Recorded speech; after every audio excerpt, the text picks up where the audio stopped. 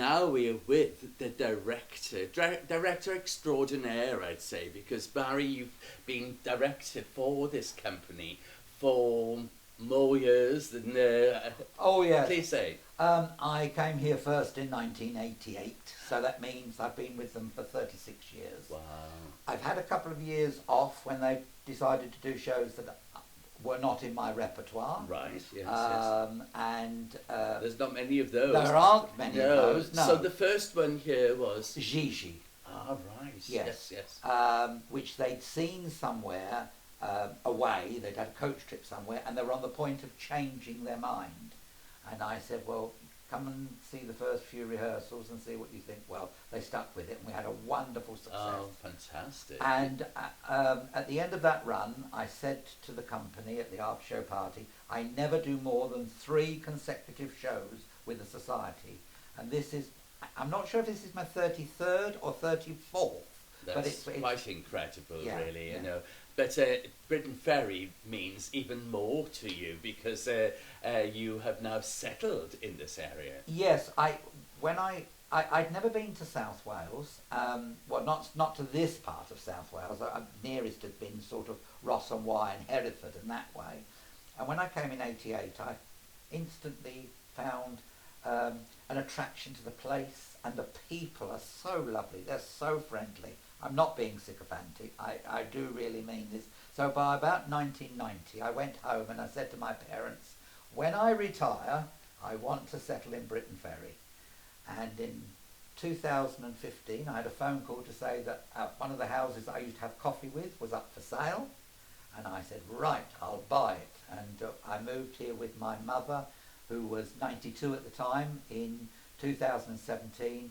And she had her last 6 years were some of the happiest of her life, because we've got wonderful friends and wonderful neighbours, and I wouldn't change it for the world. Well, that says it all, you know. But with Britain Ferry Musical Theatre Company, they are a tremendous cast and great crew of people, and of course this year is going to be quite remarkable as your sort of your swan song, is that the word? But it's you've chosen very carefully which one you wanted to present. I have. This show ran on Broadway in 1976, and I was very fortunate within 5 years to have presented a version of it, one of the early amateur versions of it in Britain, and I fell in love with it. It's if you can imagine a 1930s repertory company where everything is slightly over the top, double entendres, yeah. And very tongue-in-cheek. And there is a good story, and the music is super, and I just fell in love with it. When, after COVID, we decided to scale down on productions and have smaller casts, this is a cast of 10, and I thought it was the ideal thing and an ideal show for me to go out on. I really do.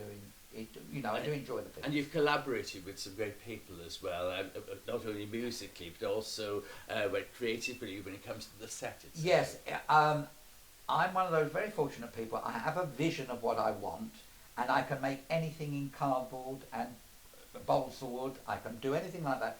But get me to put a screw in a piece of wood, I'm useless. But we have a marvelous couple, Amanda and Brian Girling.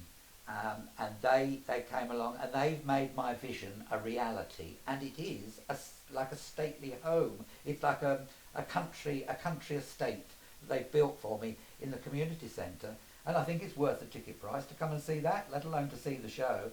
They've been helped by members. Paul Morgan, who's one of our long-term members, he's helped them, but they have been the driving force, and they've put hours and hours on the set. I would think well in excess of 200 hours they put on the set. That's incredible. I Yeah. can't wait to see it myself. And but looking back over the years, there must be certain shows that stand out, especially when you remember that you played to the old Wynn Hall as well as the Princess Royal Theatre in Port Talbot. And so which of the productions really stand out for you? I think my second show, I suggested that we did Underneath the Arches, the story of the crazy gang and Flanagan and Allen. which your older viewers would remember. And we had a lady in the company, and when it was announced at the auditions, I think it was her nephew or somebody was in the original West End production. Wow. And she said, "Oh, there's nothing in the chorus, in it for chorus. The chorus has never worked so hard." Yeah. At times they were wearing 3 costumes, one on top of the other, because they hadn't got time to change. And that was, and it was the first time that that sort of show, which is a variety show but tells a story, but it's done in the form of a variety show. Yes. It's the first time that that sort of thing had been done round here. Then when we did, for our 50th anniversary, we did the Broadway Pirates. And at that stage, when the men split, we had 12 pirates and 12 policemen, while most societies would give their IT to have 12 men, let alone 24. Yes. When we did Dolly, in the Dolly number, we had so many men, we hadn't got time in the music to get them all off stage in the Dolly number. That's quite incredible. It says a lot for you then, that so many people want to work with and for you, you know. And but when I reflect, I can't let the memory of the Sound of Music go without saying something about that, because you made the whole audience feel that they were really part of the story. Yeah, I think it's very important. If you've got a musical, most musicals have what I call a weak point. And because in the film of Sound of Music, they could do so much with the cathedral and the wedding was so prestigious. And I thought, in the stage show, it's not quite as grandiose. So I thought, well, what can we do about this? So we had a massive light at the back of the auditorium, and Maria came down the centre aisle, and we shone this light behind her, so as if the cathedral doors had opened. But in the procession was a genuine vicar dressed as a bishop. I promoted him. He didn't have to work for it. And his curate then became along as the presiding vicar, and it was wonderful. It was absolutely well. It got me another job. So it must have been all right, because from that, Swansea Operatic asked me to go and do their Sound of Music for them at the Grand, and I went on to do 9 shows for them. Quite incredible, really. But wanted to wish you the very best of wishes for this week, for some things afoot at the Britain Ferry Community Hall, Thursday, Friday and Saturday, 2 performances on the Saturday.